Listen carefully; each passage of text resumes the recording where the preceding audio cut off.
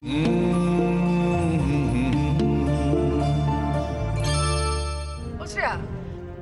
একটু ওই লাউয়ের ঘন্টটা দাও তো। হ্যাঁ হ্যাঁ পিসিমণি। এই জন্য জানো তো আমি কিচ্ছু বলি না। আমার সাদা মনে কাদা নেই বলে ফেলেছি, দাদাকে দেখো কোনো উত্তরই দিল না, চুপ করে বসে আছে। সব কথার না একটা স্থান কাল পাত্র থাকে, আগে সেটা বুঝতে শেখ, তারপর কথা বল।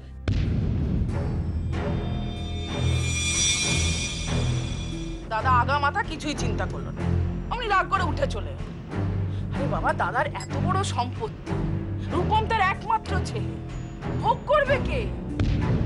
এরপর যদি রূপমের একটা ছোট্ট গুড়গুড়ে ছেলে হয়, সে বড় হয়, তবেই নেই সব সম্পত্তি ভোগ করবে। তো বাচ্চার কথা ভাবনা চিন্তা করতে হবে না বলো?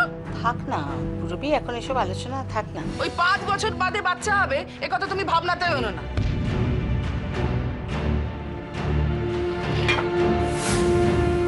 কি রূপম, আমি ঠিক এই ভয়টাই পাচ্ছিলাম। আলোচনাটা করতে কেন বারণ করেছিলাম এতক্ষণ বুঝতে পেরেছো?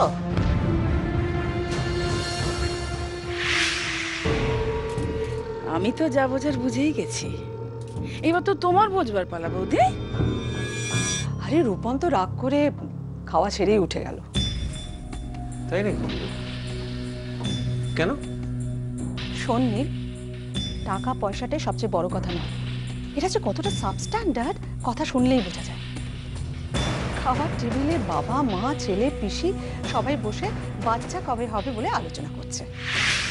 রূপম আর শ্রেয়ার বাচ্চা হলো কি না হলো সেটা তোমার মা বুঝবে, আমি। আর হ্যাঁ, আমার স্বামী শ্বশুর বাড়ির বংশে বাতি দেওয়ার জন্য যদি কেউ না থাকে, তাহলে আমি কিন্তু কিছুতেই মেনে নেব না।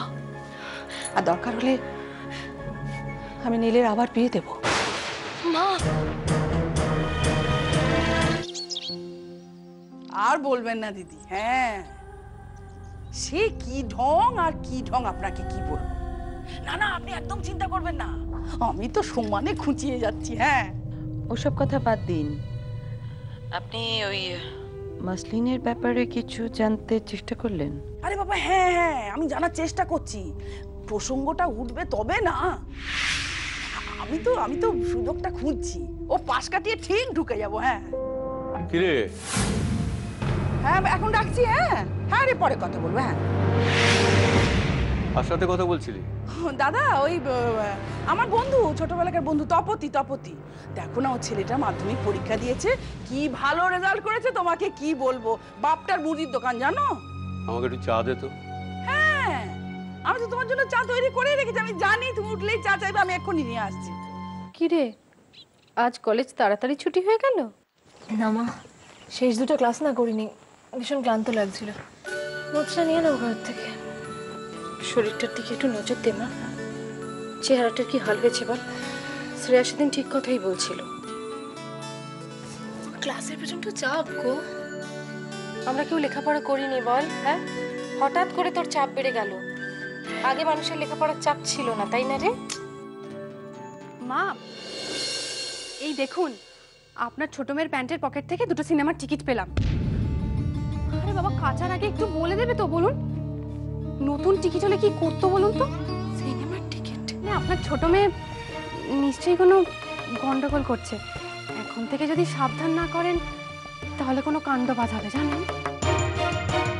দেখো শ্রেয়া, কাজকর্ম সব করছো ঠিক আছে, কিন্তু নিজের শরীরটাকে বাঁচিয়ে।